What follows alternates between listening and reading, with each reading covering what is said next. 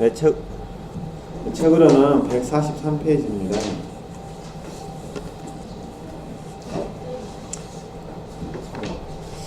네, 143페이지 같이 보면서 이렇게 설명을 하도록 하겠습니다. 지난주에 배웠던 거 잠깐만 복습을 하면은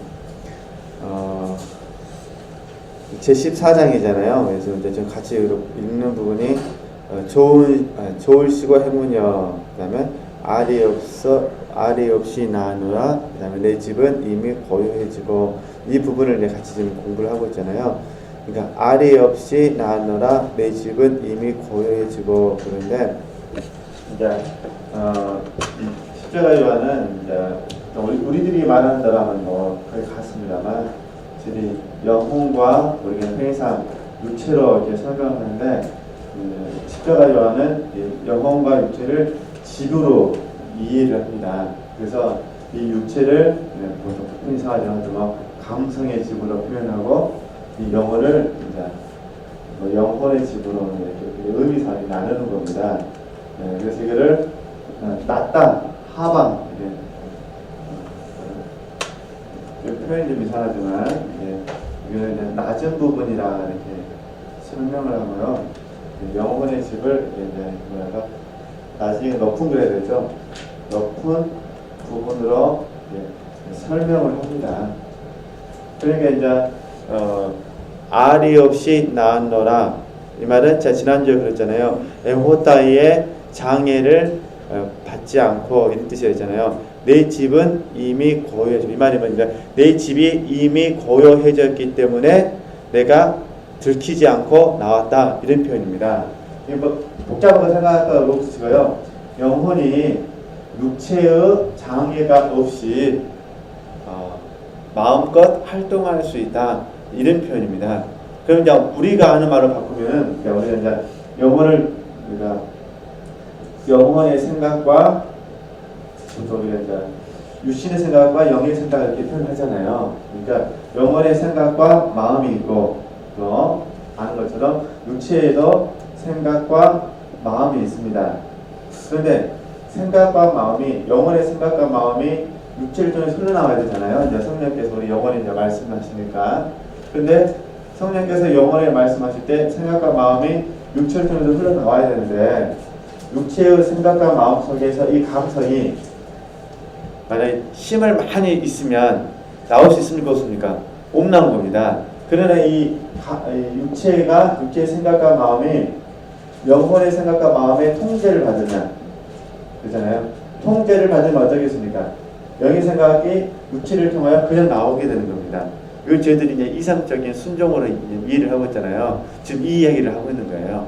좀 말은 굉장히 복잡한데, 알고 보면은 영이 마음껏 성령께서 주시는 그 위대한 어떤 그 하나님으로 인해서 마음껏 육체의 장애가 없이 그 영의 생각을 활동할 수 있도록 하는 것, 그거를 지금 이렇게 알이 없이 나누라, 내 집은 이미 고요해지고, 이렇게 설명하는 겁니다. 그래서 이렇게 이해하시고 이제 비유해서 하나씩 이제 좀 찾아보도록 하겠습니다. 그러면은 우리 이제 143페이지부터 읽어야 되는데, 다시 우리 저 142페이지 밑에서 네 번째 줄부터 읽을까요? 네 번째 줄부터 제가 한번 읽도록 하겠습니다. 사랑에 반한 영혼이 제 바라는 목적을 달성하자면 이와 같이 집안 사람들이 다 잠들고 고요해진 밤에 집을 나서야 좋은데, 이 집안 사람이 이제 유신입니다. 유신. 이해하시겠죠? 조금 좀 설명이 되거든요. 이 밤을 통해서 잠재우는 영혼의 저열한 감정과 욕구들로서, 이게 낮은 능력이죠. 이것들이 잠을 깨면 항상 영혼에게 이런 보배를 거부하고 영혼이 저들을 떠나 자유롭지 못하도록 막는 원수들이다. 이해하시겠죠? 그러니까 육체가 반발이 생기면 영혼이 활동을 못한다, 이 말입니다. 근데 육체가 잠잠하면 영혼은 활동할 수 있다, 이런 이야기거든요. 네. 이들은 우리 구주께서 복음에서 그 사람의 원수라 말씀하신 그 집안 사람들이만큼 이들의 작용과 활동이 이 밤에 잠들어야, 이해되시죠? 육신의 작용과 활동이 이 밤에 어두운 밤에 잠들어야, 힘을 잃어야 말이겠죠. 하나님 사랑의 합일의 초자연적 행복을 방해하지 않지. 그렇지 않고 이것들이 활발히 작용하는 동안에는 합일이 불가능하다. 모든 자연의 일이나 움직임은 사랑의 합일의 초자연의 보배를 받는 데 도움이 되기는커녕 도리어 장애가 될 뿐, 자연의 모든 재주를 다 부려도 초자연의 보배 앞에는 짤짤한 것이니 하나님께서는 오직 내리심으로서만, 성령의 조명하심으로서만 이런 편입니다. 이 보배를 영혼 안에다가 수동적으로 은밀히 침묵 속에서 주시는 것이다. 그러므로 모든 능력이 내리심을 받아 가지려면 수동적이어야 하지, 거기다가 제 스스로의 저열한 작업이나 취향을 개재시켜서는 아니 된다. 그러니까 우리 성령께서 영혼에게 주시는 거는 영혼이 받는 입장이니까 수동적인 것입니다. 근데 육체가 받으려고 몸부림치면은 하나님은 주실 수 없다. 그런 내용입니다. 이제 좀 더 이제 쉽게 이제 하나 예를 들면, 제가 자주 인용한 말씀이 고린도후서 1장 말씀인데, 바울 선생님이 선교를 하시다가 너무 힘이 들어가지고 살 소망이 끊어졌습니다. 예를 들어서 살 소망이 끊어졌습니다. 그래서 생각해 보세요. 살 소망이 끊어진 이후에 하나님 말씀하신 거예요. 근데 살 소망이 끊어져가는 과정 속에서는 바울 선생의 마음속에 어떤 생각이 들었을까요? 분명히 도와주시옵소서, 도와주시옵소서 이런 마음이 있었을 거라는 거예요. 그러잖아요. 그러니까 나중에 이제 살 소망이 딱 끊어진 다음에 어떻습니까? 끊어졌는데 살아난 거예요. 그러면서 하나님께서 하시는 말씀이 자기를 의뢰하지 말고 하나님만 의뢰하라. 그건 바울의 입장에서 바라봤을 때 살 소망이 끊어지기까지 그 고통 가운데 있었을 때 하나님을 의지했죠. 그러잖아요. 그 하나님을 의지하는 게 이런 부분이라는 거예요. 우리에게 예를 들어서 우리에게 지금 고난이 있어요. 어떤 고난이 있습니다. 그럼 당연히 우리는 아무리 이 고난을 통해서 내가 영적으로 점검된다 하더라도 1차적으로는 우리 마음속에서는 고난이 해결되기를 기도하죠. 안 그러신가요? 저도 그래요. 고난이 있으면 이 고난을 통하여 내가 어떤 사람이 될 것인가는 2차적인 것이고, 항상 보면은 고난이 좀 빨리 해결됐으면 좋겠다 이런 마음이 있죠. 그러니까 해결되는 이 마음 때문에 하나님 어떻게 해요? 많이 붙잡죠. 기도가 더 간절해지죠. 존재가 바뀌기 위해서는 별로 기도가 간절해지지 않아요. 문제가 해결될 수 있는, 특별히 이 과정 속에서 소망이 보이면 더 간절해지죠. 해결될 것 같은 느낌이 있으면은 육체가 재미가 있으니까 더 하죠. 그러나 해결해서 달뻔하다가 딱 안 되면 어떻습니까? 안 되면 다시 이 마음은요. 그래서 기도가 존재로 가지 않으면 어떻게 되냐면 기도하는 것 때문에 집착이 생기고요. 그 집착 때문에 하나님께 불신이 생기고 원망과 불평이 생기는 겁니다. 이게 또 욥의 이야기거든요. 그러니까 결국은 이런 거죠. 내가 하나님을 더 사랑하기 위해서 이 고난 가운데서도 하나님을 더 사랑하기 위해서 이 해결하기 위해서 붙잡았는데 이런 부분들이 다 뭐 있는 거죠? 잠잠해져야 그때 비해서 하나님께서 빛을 내려주셔가지고 하나님이 어떤 분이신지를 우리에게 가르쳐 주신다 이런 표현입니다. 그러니까 바울 선생님은 문제가 해결된 것이 아니라, 이해되셨죠? 해결된 것이 아니라 자기를 의뢰하지 말고 하나님만 의뢰하라는 것을 배웠습니다. 그리고 그 고통 가운데 위로해 주시는 하나님을 만난 것입니다. 그 고통 가운데 우리가 한번 간단히 이해하시잖아요. 이렇게 집안에서 실수로 찬장에 머리 한번 세게 부딪혀도 혹이 며칠 가잖아요. 안 그러시던가요? 저도 뭐 이쪽이가 한번 눈에 부딪혀서 찢어져가지고 뭐 데이브도 붙이고 다녔는데 그 며칠 가더만요. 그런데 거의 죽기 직전까지 두드려 맞았어요. 그 몸으로 선교 여행을 또 간다고 생각해 보세요. 아마 어마어마하게 그게 계속 갔었을 거예요. 그러잖아요. 그 걸어가는 과정 속에서 그 몸이 회복되는 걸 바랐던 것이 아니라 그 고통 가운데서도 위로하시는 하나님을 만나게 되고, 그러잖아요. 이 위로하시는 하나님으로 인해서 고린도 교인들에게 위로를 나눠주고 있거든요. 그러니까 우리가 이제 이런 식으로 접근을 좀 하면은 좀 더 이 십자가 요한이 이야기하고 있는 의미들을 이해할 수 있다는 것입니다. 그러니까 일단은 어찌됐든 이제 어떤 이제 결론을 내리면 이제 계속 설명되니까요. 육체가 뭔가를 하려고 하면 영혼은 뭔가 할 수 없다. 그러니까 영혼이 활동하기 위해서는 육체가 어떻게 된다는 거죠? 모든 부분에서 잠잠히 하나님을 기다려야 된다. 그런 표현입니다. 그러나 이 육체가 하나님을 기다리지 못하고 그 하나님에 대해서 뭔가를 대해서 발동하게 되면 잘못하다 보면 이제 밑에 오해가 생기고 그 다음에 잘못하다 보면 불신이 생기고 불평과 원망이 나갈 수 있다는 것입니다. 그래서 제 훈련원에서도 이런 경험할 때는 침묵하라라고 말씀을 드리는 이유가 거기에 있습니다. 침묵하지 않으면 육체가 뭐 하니까요? 결국 침묵한다는 것은 영혼이 하나님을 기다리는 일입니다. 하나님 내게 뭐라 말씀하시는지 좀 보면 더 이해하시거든요. 좋으시고 행운이여라 함은 하나님께서 영혼을 위하여 그의 집안 식구들, 그 집안 식구들이 뭐냐면 다시 말해서 감성적 및 영성적으로 영혼 안에 살고 있는 모든 능력, 집안 식구가 뭐가 되겠습니까? 능력, 영적 애호, 욕구, 이게 집안 식구가 되는 거예요. 그죠? 그러니까 감성적이가는 영적인 능력, 그죠? 그 다음에 좋아하는 마음, 애호, 그 다음에 욕구, 소욕이잖아요. 이 소욕을 다 어떻게 해야 되는 거죠? 잠잠해져야만 영혼이 활동할 수 있다, 그 부분입니다. 만약에 이 감성적인 부분에서 능력이나 애호나 욕구가 잠잠해지지 않으면 어떻게 되냐면 영혼이 활동할 수가 없습니다. 네, 그 부분이니까 다 잠재우셨다 하는데 그럼으로써 영혼은 알이 없이 즉 애호 따위의 장애를 받음이 없이 하나님의 완전한 사랑의 영적 합일에 도달한다. 모든 능력과 애호 같은 것들이 어둠 속에 버려진 채 이 밤중에 잠들고 억제를 당하기 때문이다. 이래서 영혼이 자기와 그 감성의 집을 떠나는 것을 그것들이 제 낮은 자연 방법으로는 알지도 깨닫지도 못하여 방해할 수가 없는 것이다. 좀 의미를 아시겠죠? 이런 모든 육체의 이런 모든 부분들이 있는 건 어쩔 수가 없지만 영향을 줄 수가 없다는 것입니다. 그래서 아주 간단하게 이런 표현입니다. 하나님은 사랑이시라. 그러면 육체편에서는 하나님이 나에게 뭘 해주셨냐를 생각하면 사랑이 아니에요. 그러잖아요. 육체편에서는 가만히 있는 거예요. 하나님의 사랑이시라 말하면 영어는요. 그걸 육체에 설명하면 그냥 아멘이 되는 거예요.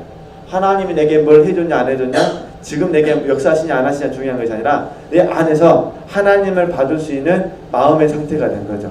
그냥 자연스럽게 보겠습니다.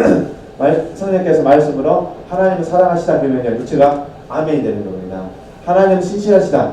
그럼 그냥 육체는 뭐가 되는 거예요? 그냥 자연스럽게 그냥 아멘이 되면서 이 삶의 환경 속에서도 가장 좋은 곳을 주시는 신실하신 아버지로 받아들이게 된다. 이런 의미죠. 이해를 준다면 그러니까 이렇게 이해하셨으면 좋겠고요.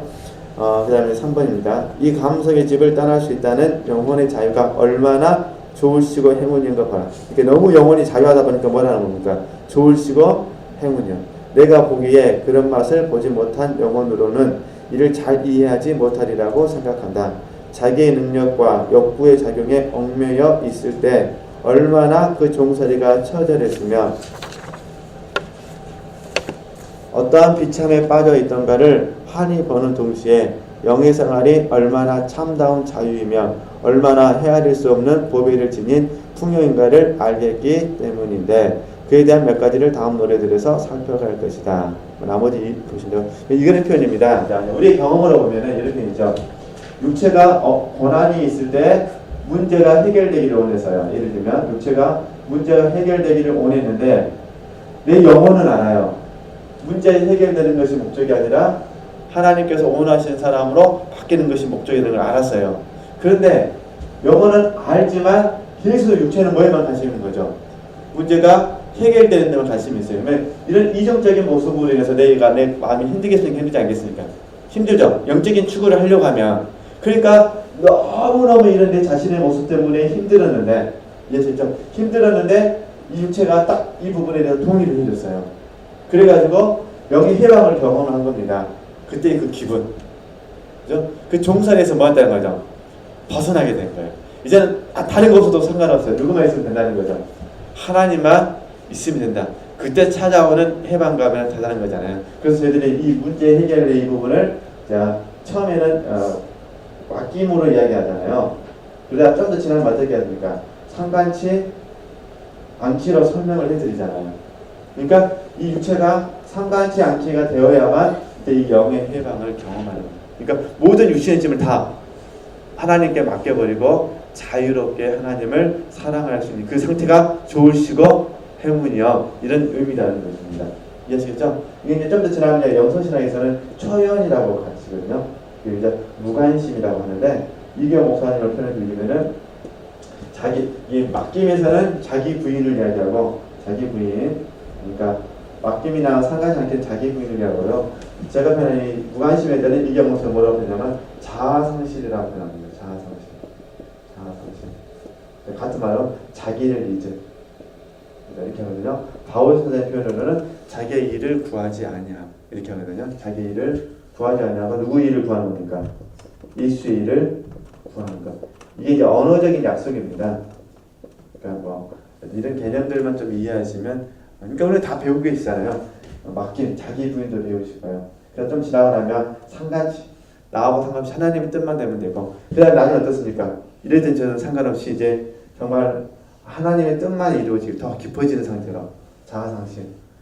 이렇게 되면 이 육체가 영혼에 영향을 주지 않냐고, 하나님께서 성령님께서 영혼에게 말씀하시면 그 영혼대로 육체가 순종해 드릴 수 있는 이 삶을 사는데, 이때 좋으시고 행운이여라. 우리 안에 시기와서 참된 자유를 맛보게 된다, 이런 표현입니다. 오치만인 씨의 표현을 빌리면은 자아가 깨어지는 거죠. 그러니까 자아가 깨짐으로 말미암아 영이 흘러나오는, 그죠? 그래서 옥합 얘기하잖아요. 이런 의미입니다. 지금 이건 좀 카톨릭적으로 설명하고 또 이렇게 번역을 하다 보니까 좀 복잡한데, 제가 개인적으로 이해할 때 그렇다는 겁니다. 그 다음에 둘째 노래입니다. 둘째 노래. 자, 변장한 뭐 캄캄한 속을 비밀층대로 든든하이, 캄캄한 속을 꼭꼭 숨어 내 집은 이미 고요해지고. 솔직히 말해서 이 시만 봐서는 절대 무슨 말인지 하나도 모릅니다. 네, 저자가 설명해 놓은 거 들어보면서 그런가 보다 이렇게 하는 거지. 그러면 이제 계속 보면요, 15장 자, 둘째 노래를 두고 설명합니다. 어려운 거 없어요. 저도 읽어봤는데 크게 어려운 건 없고 지체들께서 아마 다 이해할 수 있는 부분인데요. 한번 좀 수장님께 읽어주실래요? 네. 이 노래에서 영혼은 아직도 이 밤의 어둠의 몇 가지 특징을, 이 특징과 함께 오는 행운을 되뇌이면서 노래한다. 어느 모를 반박에 대한 답변으로 이렇게 노래하는 뜻은 이미 말한 대로 이 밤과 어둠에 그렇듯 많은 고민과 의문과 이구와 공포의 폭풍에 휩쓸었다 해서 자기를 잃어버릴 최대 위험이 있는 줄로 생각하지 말라 하느니, 영혼은 이 밤의 어둠에서 차라리 자기를 얻은 것이다. 왜냐하면 항상 그의 길을 막는 자들을 용케 피해서 자기를 구한 것이 이 어둠이었기 때문이다. 사실 밤의 어둠 가운데 영혼은 옷을 갈아입고 다음에 가서 말이 있으려니와, 세벌 옷과 빛깔로 변장한 몸으로 집안에 아무도 모르는 비밀 층대, 즉 산 믿음 통하여 이 제2를 잘 해내기 위하여 꼭꼭 숨어서 나왔으니 든든하지 않을 수 없던 것이다. 이 정화의 밤에 있어 영혼의 욕구와 예호와 열정 등이 이미 잠들고 억제되고 꺼졌기에 더욱 그러하니, 만약 이런 것들이 잠들지 않고 생생했다면 영혼의 탈출을 허락지 않았을 것이다. 그러기에 다음 구절이 따르니 캄캄한 속을 든든하이. 네, 이제 16장부터 보면은 좀 이렇게 알 수가 있습니다. 자, 그러면 이제 우리가 잠깐만 하나 이제 예를 들면요, 똑같은 거예요. 자, 성령께서 영혼에게 말씀하시고 영혼이 육체에게 말을 해서 육체에 순종을 잘 해드렸어요. 근데 이런 삶이 지속적으로 돼야 되는데, 근데 문제는 어떻습니까? 될 때도 있고 안 될 때도 있습니다. 그렇잖아요. 그러니까 이런 표현입니다. 그러니까 이걸 한번 경험을 했으니까 그 다음에 이런 그 어두운 길을 걸어가는 과정 속에서 잘 될 수도 있고 되지 않을 수도 있는데, 잘 되지 않는다 하더라도 이제 이미 이거 맛을 봤잖아요. 이게 얼마나 위대한 자유인지를 맛을 봤기 때문에 잘 되지 않아도 이제 어둠 가운데서도 성령을 의지하여 이 길을 갈 수 있다, 이런 표현입니다. 그러니까 어둠이 없는 게 아니라 이 어둠 가운데서도 이 천상의 맛을 봤기 때문에 이 느낌을 가지고 성령을 의지하여 이 길을 갈 수 있다, 그래서 이제 산 믿음이라고 나오는 거거든요. 뭐 읽어보면 뭐 아시는 부분이니까요.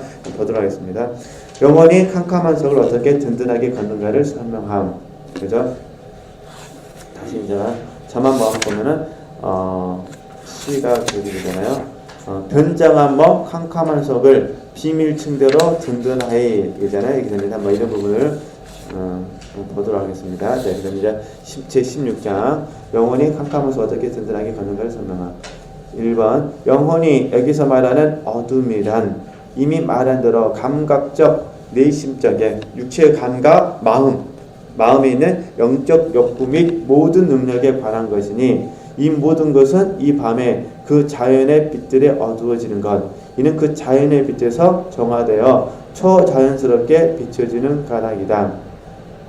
아닌 게 아니라 감각적 및 영적 욕구들은 잠들고 억제되어서 신적 및 인간적 사상을 맛볼 수 없고 영혼의 애원은 눌리고 재어져서 영혼적으로 움직일 수도 아무데 의지할 수도 없으며 상상은 묶여서 행복에 대한 추리를 도무지 할 수가 없고 기억은 없어지고 이성은 어두워서 무엇을 알아들을 수가 없으며 따라서 의지 역시 메마르고 쫄아들어 모든 능력이 비고 쓸데없으며 무엇보다도 빡빡하고 두꺼운 구름이 영혼이를 덮어서 하나님께 버림받은 듯 괴롭히니 그러기에 든든하게 가는 영혼도 여기서는 캄캄한 속을이라고 말하는 것이다.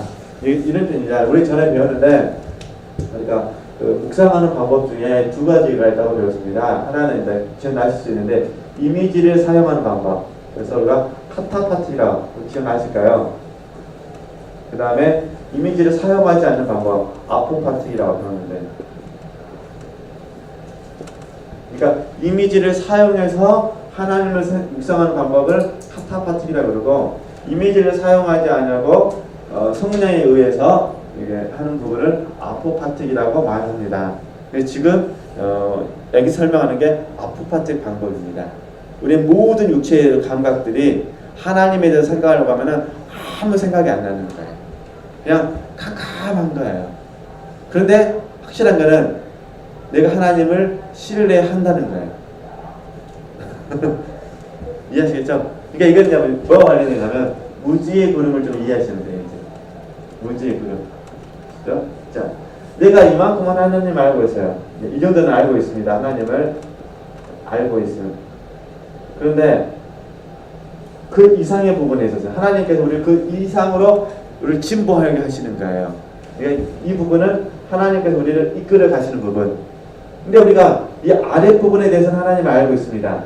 그러나 이 부분에 대해서는 하나님 알아요? 몰라요? 몰라요. 하나님께서 계시하지 않은 이상은 우리가 모르는 거예요. 그러잖아요. 그러니까 이때가 지금 어둠 밤이다 그 말입니다. 이 밤이라는 거예요. 밤. 지금 이 신이 이야기하고 있는 그죠? 캄캄한 속. 예, 이게 이제 캄캄한 속입니다. 저도 마찬가지고 지체들도 마찬가지입니다. 그런데 내가 이 자리에서 현재 이 자리에서 위쪽으로는 몰라요. 모르니까 캄캄하고 아래쪽으로는 경험이 있으니까 하나님에 대해서 뭐겠습니까? 알고 있어요. 그러잖아요. 그러니까 알고 있는 부분에서는 카타파틱이 적용이 가능하고 모르는 부분에 있어서는요 아포파틱으로 해야 된다는 것입니다. 그럼 모르는 것에 대해서는 생각하려고도 생각이 날까요? 안 날까요? 안 나는 거예요. 그러니까 알고 있는 부분을 가지고 모르는 걸 적용하는 게 뭐냐면 믿음입니다. 믿음. 이해되시죠? 그러니까 저도 마찬가지로 페이스라는데 이 믿음을 가지고 현재에 대해서 감사하면서 앞으로 하나님 나에게 어떤 모습으로 인도해 가실지를 우리가 소망을 하는 겁니다. 그래서 솔직히 말하면 앞으로 어떤 인도해 가실지는 모른다는 거. 그러니까 이 캄캄한 속에서도 어떤 기쁨 가운데 삶을 살아야 될 거냐 지금 이 얘기를 하는 겁니다. 이해되시겠죠? 그러니까 우리 지체들께서도 알고 있는 거 말고 그 이상의 것 하나님 요구하시면 안다 모른다? 모른다. 그러나 그 이상의 것을 모르는 것이 그 이하의 것은요 알고 있는 것입니다. 그러니까 그 이상의 것에 대해서는 믿음을 가지고 우리가 적용을 해야 된다. 이런 의미거든요. 자, 그러면 이제 현재를 보면 캄캄한 속입니다. 그 이상의 것이니까. 그렇죠? 그러한 원인은 충분히 설명이 되는 것이니 영혼은 욕구나 맛이나 제 추리나 제 인식이나 애호가 아니면 절대로 그르칠 수 없는 것. 대개는 이런 따위에 넘거나 처지거나 변하거나 정신이 탈리는 거기에서 옳지 못한 대로 기울어지기 때문이다. 그 때문에 이러한 모든 작용과 활동이 먹게 되면 영혼이 그것들로 해서 그르칠 위험이 없을 것은 자명한 일. 영혼은 자신에게서는 물론 다른 원수들, 즉 세속과 악마에게서도 해방되기 때문이다. 이 적들은 영혼의 애호와 작용이 멎은 다음에는 어느 쪽에서도 영혼에게 싸움을 걸지 못한다. 이에서 따라오는 결과는 영혼이 더욱더 캄캄한 속을 그리고 자연의 작용을 모두 비우고 갈수록 그만치 더욱 안전한 것이니. 자, 이런 표현입니다. 우리가 이제 과거에 이 정도는 이제 알고 있는 범위에서 싸우잖아요. 이때 우리가 이제 배웠던 게 세 가지 적이 있다고 지난주에 말씀드렸잖아요. 하나는 자기 자신, 그죠? 그 다음에 경제 나왔던 것처럼, 그 다음에 하나는 사단, 또 하나는 세상입니다. 그러잖아요. 근데 이 내 육체가, 육체의 집에 감성이, 능력이나 애원의 욕구가 없어졌어요. 이해되시죠? 이거 없어지니까 사단이나 세상에 들어올 수 있습니까? 없습니까? 없는 거예요. 내 자신의 욕구도 잠재워졌습니다. 그러니까 이 상태에서 가는 겁니다. 그렇지만 내가 진보하는 곳에서는 캄캄한 속으로 가고 있는 거예요. 그죠? 그래서 다시 보면은, 근데 문제는 뭐냐면 내가 과거에 알고 있는 것 속에서 믿음을 들여서 진보를 향하여 달려나가기 때문에 이런 부분에서는 내 마음속에 믿음이 있으니까 하나님께서 내게 앞으로도 더 좋은 일을 베푸실 것이라는 확신이 있는 거예요. 물론 믿음은 확신으로 나가는 거잖아요. 그죠? 확신이 있는 것이 믿음이니까 이 확신이 나로 하여금 내 마음에 안정을 가져다 준다. 이런 표현입니다. 그러니까 이 표현 보면은 영혼이 더욱더 캄캄한 속을 그리고 자연의 작용을 모두 비우고 갈수록 그만치 더욱 뭐 한다는 겁니까? 안전하다는 것입니다. 그죠? 그러니까 우리가 힘들고 어려워도 이 진보를 향해 갈 수 있는 것은 이런 경험들 때문이고, 이 경험이 우리에게 확신을 가져요. 믿음을 주거든요. 이 믿음이 있으니까 앞으로도 어려움이 있더라도 하나님이 나를 도와주실 것을 믿으니까 내 안에 뭐가 되는 겁니까? 어려움이 찾아올수록 더 내 마음은 평안 때문에 안전해진다. 이런 의미거든요. 이렇게 이해하시고요. 애언자가 말하듯이 영혼의 멸망은 다만 그 자신에게서 온 것, 즉 그 작용과 내적 및 감각적 욕구에서 오고, 그 대신 행복은, 그죠? 하나님의 말씀대로 하나님께로부터 오는 까닭이다. 그러기에 영혼의 악이 차단되고 나면 그 즉시 뒤따라오는 것이 욕구와 능력에서 하나님과 일치하는 보배들이니, 여기서 하나님은 저 능력들을 신스럽고 하늘스럽게 만들어 주실 것이다. 그러므로 어둠의 때를 만난 영혼이 이 점을 깊이 생각한다면 욕구와 능력들이 너절하고 해로운 일들에 거의 빠지지 않고 허영과 교만과 참월과 헛되고 거짓된 즐거움 그리고 다른 많은 것들을 얼마나 초월했는지를 짐작할 수가 있을 것이다. 그렇다면 캄캄한 속을 가는 것이 자기를 잃음이 아닌 크게 얻는 길임을 알 수 있으니 많은 덕을 얻으며 가는 길이 여기인 까닭이다.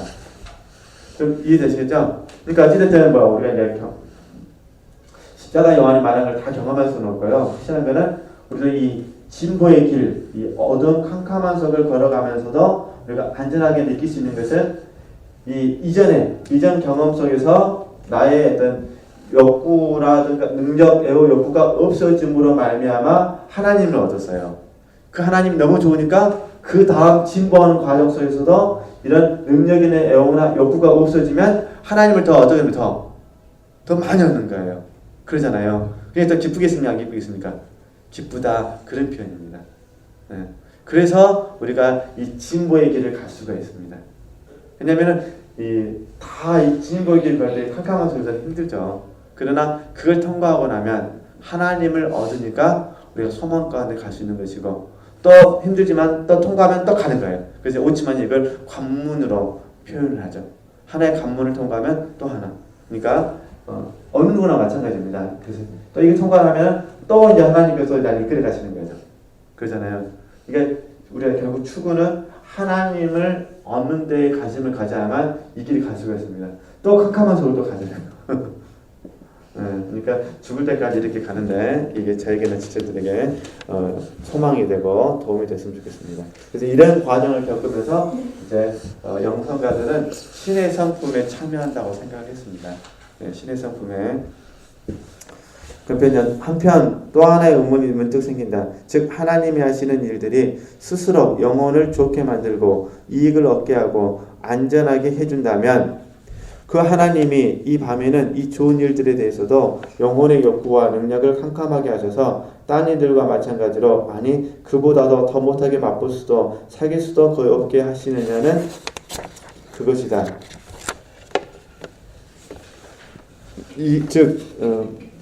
이에 대한 답변은 다음과 같다. 즉 그때로 보아서는 영스러운 일에 관해서도 작용이나 맛이 없어야 마땅하니 아직도 불결하고 죄라고 너무나 자연적인 능력과 욕구를 지니기 때문이다.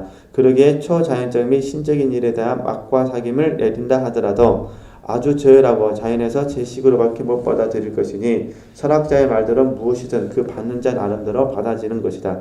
따라서 여기에 자연의 능력들은 초자연적 사상을 그 양식대로 즉 신스럽게 받아서 맛볼 만한 힘과 깨끗함과 자격이 없어서 다만 제 나름대로 즉 위에서 말한 인간적이고 저열한 식으로밖에 할 수 없으므로 이 신스러운 것에 대해서는 캄캄해져야 한다. 왜 그런가 하면 이런 욕구와 능력들이 우선 꼭지가 떨어지고 정화되고 말끔히 없어져서 받음과 일함에 있어 그 저열하고 인간적인 방법을 버림으로써 신적 및 초자연적인 것을 높고 홀칠하게 받고 느끼고 맛보도록 준비 조절되어야 하기 때문인데 이러기 위해서는 묵은 인간이 먼저 죽지 않으면 불가능한 것이다. 말이 굉장히 많이 생각해야 될 부분인데요. 여기다 간단하게 그냥 우리 시대로 설명하면 이런 표현입니다. 어차피 하나님께서 성령께서 우리 영혼에게 어마어마한 은혜를 부어주신다 하더라도 육체가 어떠하느냐에 따라서 이해하는 게 달라진다 이 말입니다. 그러니까 하나님께서 역으로 이야기하면은 정말 참 것을 주시려면 어떻게 하셔야 돼요? 이 육체를 하나님께서 더 바꾸셔야죠. 그러니까 하나님이 안 주신 게 아니라 육체가 그걸 보지 못하는 거예요. 그러잖아요. 보통 우리가 이제 저희들도 다들 이렇게 삶을 살았지만 이제 저보다 인생을 더 많이 사신 분들 입장에서는 그럴 거예요. 나중에 자녀들이 결혼 상담할 때하고 손자 손녀들이 결혼 상담할 때 하면 대답이 다를 거예요. 아마 자녀들이 결혼한다고 할 때는 그 힘든 걸 하려고 하냐 이렇게 상담해 줄 것이고 손자 손녀들이 결혼한다 할 때는 그래 너 하고 싶은 대로 해라 인생 짧으면 짧고 이렇게 하면 될 거예요. 왜 그러냐면은 우리가 주어진 삶의 정황이 어떻게 되나 다르기 때문이잖아요. 그러잖아요. 나름대로 다 살아보니까 결국은 아무것도 아니더라 이렇게 되잖아요.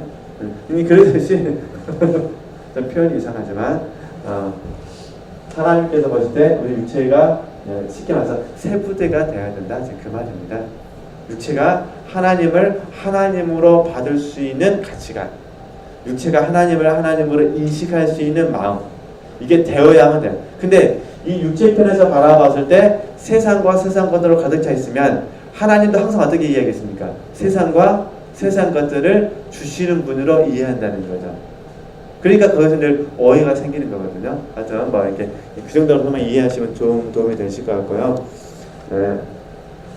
영성도 마찬가지예요. 예를 들면 저는 사역자니까 사역자들의 영성 사역도 늘 문제점이 뭐냐면은 영성 형성이 잘 되면 처음에는 영성 사역을 시작할 때는 한 명만이라도 내가 정말 잘 섬겼으면 좋겠다 그 마음으로 합니다. 근데 만약에 이 영성이 더 깊어지면 어떤 마음일까요? 한 명이 아니라 100명으로 늘어납니다. 주여 이제 나서 한번 좀 떠야 되지 않겠습니까? 이렇게 되는 거예요. 그러면 이제 더 깊어지면 이제 한 명이 이제 더 배우면 100명이라고 이제는 주여 한 1000명이 되어야 되지 않겠습니까? 이런 식으로 해서 이제 영성이 어떻게 되는 거죠? 점점 세상과 세상 것들로 바뀌어버리게 되는 거죠. 잘못하는 게 그러지는 않겠지만은 잘못하다 보면은 변질될 가능성이 많이 있습니다. 그래서 하나님께서 어떻게 하시겠어요? 그러니까 이 육신을 계속 이렇게 낮추시는 거죠. 하나님만 다 의지하. 이게 이제 바울 선생의 고백이잖아요. 자고하지 않도록 하시기 위하여. 그러잖아요. 너무 은혜를 많이 받았으니까 하나님께서 자고하지 않도록 하시게 해요. 그래서 이 육체를 바꾸셔야 돼요. 바울 선생님 같은 경우는 자고하지 않도록 바꾸셨고 또 어떤 사람들은 무지하니까 오해할까봐 바꾸셔야 되고 이게 사람마다 다 다르기 때문에 이렇게 해서 하나님이 훈련해 가시니까요. 그래서 이렇게 좀 이해하셔서 좀 도움이 되지 않을까 그 생각을 해보고요. 네. 사람은 어느 누구나 다 변질될 가능성이 있다는 거 이해하셨으면 좋겠습니다. 5번 보면요. 이런 이유에서 영성적인 모든 것은 이로부터 말하자면 빛의 아버지로부터 인간의 자유의지와 욕구의 내리심이 아니면 제 아무리 하나님 일에 힘을 많이 쓰고 치밀을 느껴 상당히 맞들인 줄로 생각된다 하여도 그것은 신적으로 영성적으로 맛보험이 아니고 나머지 일들에서 맛보는 인간적 및 자연 본성적 맛에 지나지 않을 것이니 무릇 행복은 인간으로부터 하나님께가 아닌 하나님으로부터 인간에게 오는 까닭이다. 이건 다 정리되시죠? 이에 대해서는 여기가 바로 설명할 자리라면 제법 설명이 가능하니 많은 사람들이 하나님이나 영적 사상에 대해서 맛과 정과 제 능력들이 작용을 많이 지니다 해서 그것이 바로 초자연적 및 영성적인 것일로 생각할 테지만 그것은 정녕 자연 본성적 및 인간적 욕구나 행위에 불과한 것이다. 사실 그들은 다른 경우에도 마찬가지겠지만 더구나 저 좋은 일들에 있어서는 어느 일이든 쉽사리 욕구와 능력을 발휘할 수 있는 그런 식으로 대하는 것이다. 네. 이거 참 이해해요. 그래서 이제 자식들에 설명하도록 하겠습니다. 그래서 우리가 늘 배웠던 것처럼 어떤 사람이 되면 어떤 일을 할 수 있다. 우리를 배웠잖아요. 근데 이제 이런 거 있습니다. 보통 우리가 장성한 사람이 되면 장성한 일을 합니다. 그러잖아요. 근데 일반적으로 어린아이도 보통 우리 이런적으로 어린아이가 되면 어린아이 일을 합니다. 근데 묘한 거는 하나님의 특별 섭리에 의해서 어린아이지만 어쩌다 한 번씩 장성한 사람의 일을 할 때가 있습니다. 이제 그러듯이 이제 이런 편입니다. 그러니까 실질적으로 영적으로 어떤 체험을 하면 사람들은 이 체험을 통해서 내가 장성한 사람이라고 생각한다는 거예요. 근데 그게 아니다. 지금 이야기를 하는 겁니다. 하나님께서 이 체험을 어떻게 하시겠어요? 거둬가시고 어떤 사람으로 하나님이 만들어 주셔야 된다. 네. 이런 부분들이니까 이렇게 제 시대로 한번 설명해 봤으니까요. 제 표현이 틀릴 수는 있지만, 근데 참 어렵습니다. 이 책이 번역도 굉장히 어렵고 그래서 그냥 한번 한번 도움이 됐으면 좋겠고요. 질문 있으면 질문하셔도 되시고요. 6번 보면은 혹시 기회가 있으면 하나님과의 사귐에 있어 영혼의 내적 충동과 행위가 언제 다만 자연적일 뿐이고 언제 영적일 뿐인가 또는 언제 영적이면서 동시에 자연적인가에 대해서 몇 가지 표지를 대고 싶다. 그런 시간이 없어서 못하겠다 그 말이죠. 그러나 여기서는 영혼의 내적 충동과 행위가 하나님으로 말미암아 신스럽게 움직이자면 우선 자연은 식량, 인식할 수 있는 능력입니다. 활동에 있어 캄캄해지고 잠들고 고요해져야만 마침내 힘을 못 쓰게 됨을 아는 것으로 넉넉하다. 그 말이겠죠. 네, 7번. 영스러운 영혼에 이제 좀 이해가 되실 거예요. 이제 내 욕구 어두워지고 애호 배웠잖아요. 애호가 메말라 재어지고 능력이 어떤 마음 공부도 할 수 없으리만큼 무능할 때가 있거든. 그 때문에 걱정하지 말고 오히려 뭐라는 거죠? 행복으로 알아라. 하나님께서 너 자신에게서 너를 해방시키시고 내 가진 바를 내 손에서 거두시미니 내 힘으로는 아무리 잘한다 하더라도 손이 부정하고 더럽기 때문에 지금처럼 충분히 완전하게 일하지 못하리라. 이제는 하나님이 내 손을 잡으시고 마치 장님을 이끄시듯 어디로 해서 어디로 가는지 너도 모르는 캄캄한 속을 이끌어 주시니 내 눈과 발을 가지고는 아무리 잘 간다 해도 길을 가늠하지 못하리라. 그래서 걱정할 필요가 없다는 겁니다. 그죠? 영혼이 이같이 캄캄한 속을 갈 때 든든할 뿐만 아니라 얻으며 큰 보탬이 되는 까닭은 이러하니 즉 보통으로 영혼이 가장 깨닫지 못할 적에 새로운 진보와 향상을 하는 것으로서 이게 제가 조금 전에 설명했던 그 부분이거든요. 진보와 향상하는 것으로서 이제 나는 죽었구나 하는 그런 때가 의뢰 뭐랍니까? 향상하는 때라는 것이다. 그러니까 내가 모른다고 생각할 그때가 뭐라는 거죠? 이제 내가 하나님에 대해서 알 수 있는 기회라는 거죠. 그래서 영혼은 일찍이 이러한 새로움을 경험하지 못하여서 제가 그림을 설명드렸잖아요. 전에 지내오던 식과 다름으로 당황하고 정신을 못 차리는 데서 그의 생각에는 틀림없이 자기를 얻는다기보다 있는 것과 같이 보이는 것이다. 그도 그럴 일이 전에 알던 것, 맛보던 것은 가셔지고 없어지고 말입니다. 알지도 맛보지도 않은 데를 거쳐가기 때문이다. 이것은 마치 나그네와 같으니 모르는 새 땅에 가는 데는 모르는 새 길로 가야 하고 그 전에 알던 대로 가늠하지 않으며 의심 중에 남의 말을 따라 길을 가는 것이다. 일찍이 알지 못하던 새로운 길을 감이 없이 또 이미 알고 있던 것을 버려둠 없이 결코 새 땅에 도달할 수 없고 전에 알던 이상의 것을 알 수 없는 것도 뻔하니다. 마찬가지로 어느 일이나 기술을 전문으로 파고드는 사람이면 처음에 알던 것을 가지고 하지 않고 항상 캄캄한 속을 가는 것이니 만일 그가 이전의 지식을 버리지 않으면 결코 그 범위를 벗어나지 못하고 그 이상의 발전도 없을 것이다. 영혼도 이와 같아서 항상 진보입니다. 되어갈수록 캄캄한 속을 모르고 가는 것.